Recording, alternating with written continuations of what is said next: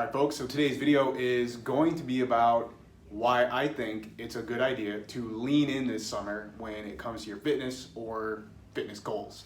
And I say this because summer is usually the time of the year when people decide to back off. You know, they kind of phone it in.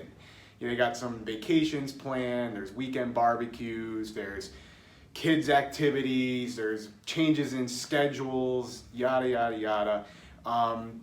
But the reality is, if you really kind of take all that time and add it up, it probably equates to a slightly busier than usual schedule, but there's still plenty of time to get work done. And rather than going several months, you know, kind of putting your fitness on the back burner when you probably shouldn't do that, I'm gonna suggest now's the time to actually go harder, do more, set some maybe difficult goals, so that you're at the end of the summer you're actually feeling like you spent it being productive and you're not having to make up time. So bottom line is, number one, to quote Michael Scott here, BFD. Like, your schedule change, you got some different things going on.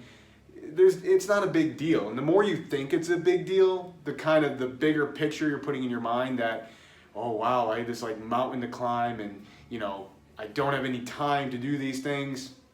I mean, you know, reality is it's probably an excuse. But I think it's important to plan around these schedule changes. And emphasis on plan. Without a plan, you're just dust in the wind. Pun intended, my name's Dustin, get it? But it's one of these things where if you actually have a concrete plan, you know that, well, before you go on vacation, you're gonna train really, really hard and you're gonna taper off. And then while you're on vacation, you know, if you need to, you may find a gym to go to, or you might just take the time completely off because you've spent so much time prior kind of building up to this peak, and so that you could, you know, super compensate. Or, you know, if you have a big event on a weekend or whatever, you get all your training done during the week so you don't have to worry about it on the weekend. But plan around, have an actual program that you're following, or maybe someone holding you accountable to actually follow through on these actions. Next is, don't be fooled. You're not just missing the couple of months that you kind of spent loafing around. You're missing at least double the amount of time, because not only were you unproductive for those couple of months and kind of slowly sliding backwards, now it's going to take the same amount of time to just simply get back into a rhythm and reach your former baseline fitness levels. Then it's going to take additional time and effort to get back to or to exceed previous fitness levels. That's where people fall off. And so that mountain just becomes higher and higher and higher, and that's where you just you start hitting the quit button. You're like, this isn't even worth it. But if you stay focused and you stay consistent, at the end of this, you're actually able to start making steady progress. The small nagging injuries tend to disappear because you're no longer experiencing these huge spikes in workload because you're now trying to make up for lost time. So bottom line is, don't be fooled. Next, find your focus amidst the chaos. And so you want to have a goal. It could be just something personal to you, right? Or it could be you sign up for a race at the end of the summer. You sign up, if you're into strength, maybe you sign up for a powerlifting meet or Olympic weightlifting meet. Or maybe it's I'm taking pictures on this day with my shirt off, or whatever the case might be, to kind of get you motivated so that you have the discipline to carry you through. And then you got to commit to this thing. You know, make it happen. Write it down, tell someone you know, or at least maybe if it's you just keep it to yourself, but commit to this process.